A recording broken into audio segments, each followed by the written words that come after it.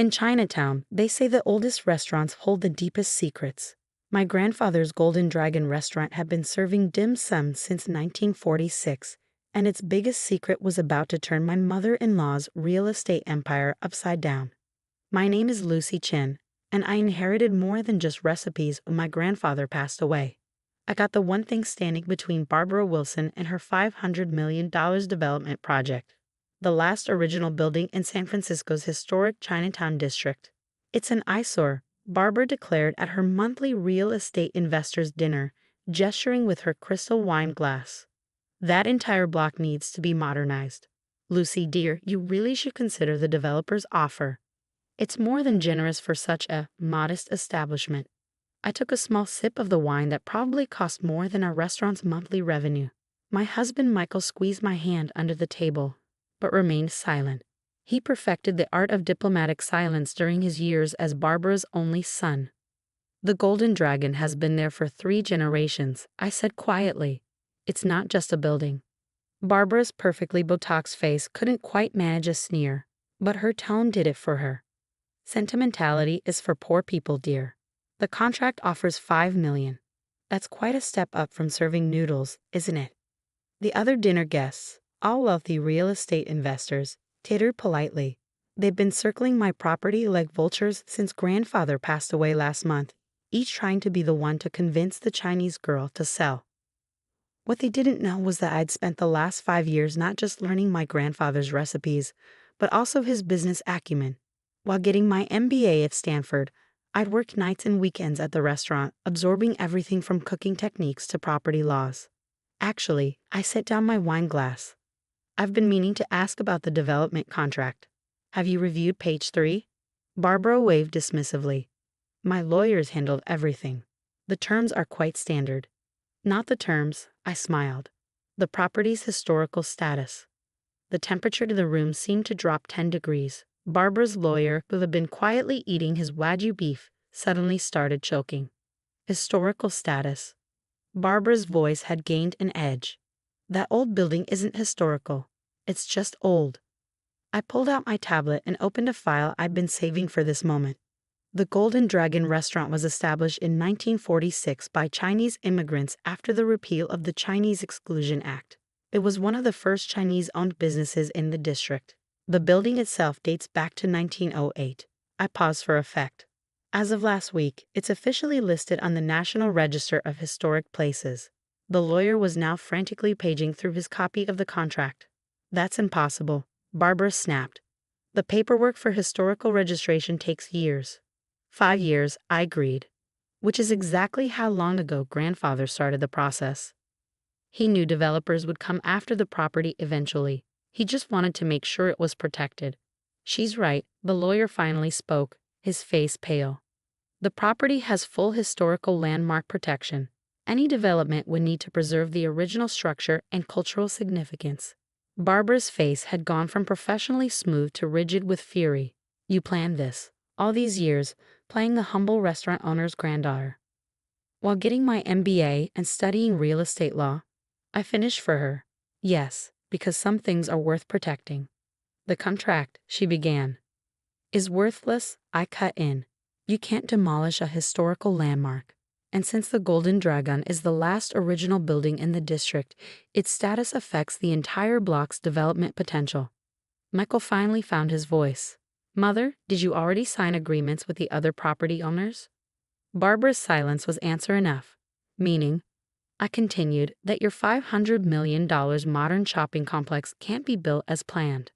At least not without preserving and incorporating a 1908 Chinese restaurant. The room erupted into chaos. Investors pulled out phones, lawyers were summoned, threats were made. Through it all, Barbara stared at me with a mixture of fury and dawning respect. Name your price, she finally said. It's not for sale. At any price. Everyone has a price.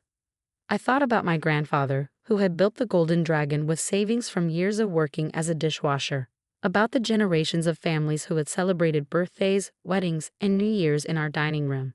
About the history those walls had witnessed. Some legacies are worth more than money, I said, standing up.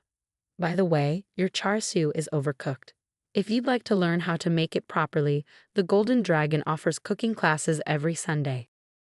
As Michael and I drove home that night, he was unusually quiet. "Are you angry?" I asked. "About me not telling you?" He shook his head. "I'm angry I never stood up to her the way you just did. All these years of her steamrolling over people, treating history like an inconvenience. It's not too late to make a change." He glanced at me. "What do you mean?" I smiled, thinking of the business plan I've been developing. "How do you feel about helping me modernize the Golden Dragon? Not by tearing it down, but by building it up, keeping the history while bringing it into the future." The next morning would bring changes that would reshape not just the restaurant, but the entire neighborhood. Barbara's development plans would need to be completely reimagined, and she was about to learn that sometimes the most valuable properties are the ones money can't buy. The morning after the dinner party bombshell, I arrived at the Golden Dragon to find TV crews already setting up outside. Historic Chinatown restaurant halts major development, read the scrolling news ticker. My phone had 47 missed calls, half from reporters, half from real estate agents offering to negotiate on Barbara's behalf. Inside, the morning prep crew was working as usual. The rhythmic sound of cleavers on cutting boards, the sizzle of woks being seasoned, the hiss of steamers. Some things hadn't changed since my grandfather's time. "Ms. Lucy, our head chef, Uncle Juan, called out, not my real uncle, but he'd worked with grandfather for 30 years. Channel 5 wants to film our dim sum prep. Good publicity, yes." I smiled, thinking of Barbara watching the morning news. "Yes, very good publicity. Show them how we make the hargao, grandfather's special pleating technique." The story was quickly becoming bigger than just one restaurant. Preservationists hailed the Golden Dragon as a victory for cultural heritage. Real estate blogs dissected Barbara's failed development plan. Local politicians rushed to be photographed eating dim sum in our dining room. "Your mother's online too," my assistant reported. "She says it's urgent." I took the call in my grandfather's old office, now mine. The walls were still lined with his collection of Chinese opera masks, beautiful theatrical faces that had watched over 3 generations of our family. "The Historical Society wants to do a feature on the restaurant," Mom said without preamble. They found grandfather's old photos, the original business license, everything. "What of the other thing?" I asked. "Did you find it?" "Yes," she paused. "Are you sure about this, Lucy? Once you open that door." "It's time," I said firmly. "Grandfather kept this secret for decades. Now it can help save more than just our restaurant." The door opened and Michael walked in, looking apologetic. "Mother's called an emergency board meeting.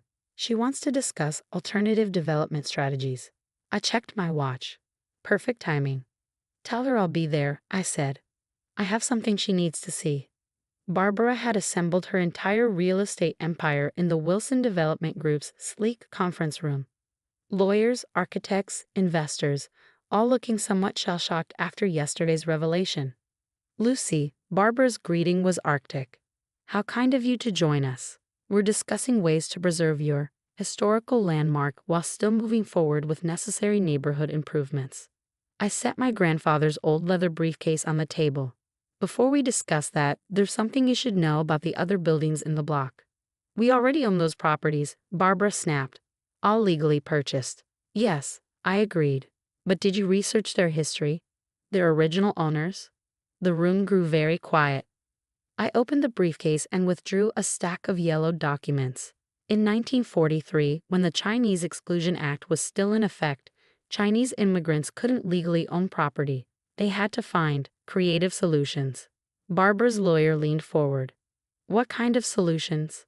"American citizens they trusted would buy properties on their behalf, holding them in secret trust for the real owners." I spread out the documents. My grandfather wasn't just a restaurant owner. He was the community record keeper. He documented every property, every true owner, every transaction. The implications hit the room like a thunderbolt. Barbara went rigid. "Are you suggesting?" "I'm not suggesting anything. I'm telling you that every building you bought on that block has documented Chinese ownership dating back to the 1940s. Ownership that was never legally transferred because it was never legally recognized." "That's ancient history," Barbara's lawyer interjected. "The statute of limitations doesn't apply to civil rights violations," I finished. "And since the properties are now part of a historically protected district, Michael stood up suddenly. The entire development project is built on historically misappropriated property. This is blackmail, Barbara hissed. No, I said calmly. This is an opportunity to right historical wrongs, to build something that honors the past instead of erasing it. I pulled out my laptop and opened a presentation. I have a different vision for the block, one that preserves its history while creating something new. The renderings showed the Golden Dragon as the centerpiece of a revitalized Chinatown food hall and cultural center. The historic buildings would be restored, their ground floors housing traditional businesses while upper levels became affordable housing and community spaces. The profit margins, someone started, will be lower than luxury retail, I acknowledged, but the community value will be immeasurable. And the PR value, I smiled at Barbara. Well, which would you rather be known for? Destroying Chinatown's history or helping preserve it? 5 months later, I stood in the Golden Dragon's newly renovated dining room. We kept the original features, the hand-carved screens, the lucky red lanterns, the traditional round tables, while modernizing the kitchen and adding a demonstration area for cooking classes. The food hall was taking shape around us. Traditional herbalists, tea shops, and family-owned businesses were moving back into restored storefronts. The upper floors were providing homes for restaurant workers and their families. Barbara, surprisingly, had become one of the project's strongest advocates. Maybe it was the glowing press coverage. Maybe it was seeing how her son had found his passion managing the restoration work. Or maybe, just maybe, she learned that some things were worth more than profit margins. The char siu is better, she admitted one day, after finally attending one of our cooking classes, though I still don't understand why you won't share the recipe. Some family secrets, I told her, are meant to be earned, not bought. She looked around the busy dining room at the mix of old customers and young food bloggers, tourists, and local families. Your grandfather would be proud. Of the restaurant? Of you, for fighting for something meaningful. She straightened her designer jacket, though your negotiation tactics were ruthless. I learned from the best, I said with a small smile. Just not about real estate. The Golden Dragon continues to thrive. We've added modern touches, online ordering, a YouTube cooking channel, weekly historical tours, while keeping the soul of what my grandfather built. Michael runs the preservation project full-time now, working with other Chinatown families to document and protect their historical properties. Barbara still attends her real estate dinners, but now she brings potential investors to the food hall, showing them how preservation and progress can coexist. Last week, we found another of grandfather's old records books documenting more forgotten ownership claims across the city. It seems my inheritance was bigger than just one restaurant. It was the truth that could help an entire community reclaim its history. The opera masks still watch over the office, their expressions unchanged by time. But now they see something new, a future where the past isn't erased, but honored, where family legacy isn't measured in dollars, but in dignity, where the most valuable properties aren't the ones you can sell, but the ones you choose to protect. And as for that secret char siu recipe, it's still secret, but now Barbara comes to cooking class every Sunday, slowly earning the right to learn it, one properly pleated dumpling at a time. Sometimes the sweetest victory isn't in defeating your opponents, but in showing them a better way to measure success. And sometimes the most valuable inheritance isn't what's written in a will, but what's written in the heart of a community. The Golden Dragon remains what it has always been, a keeper of secrets, a preserver of history, and a reminder that some things are worth far more than their price tag.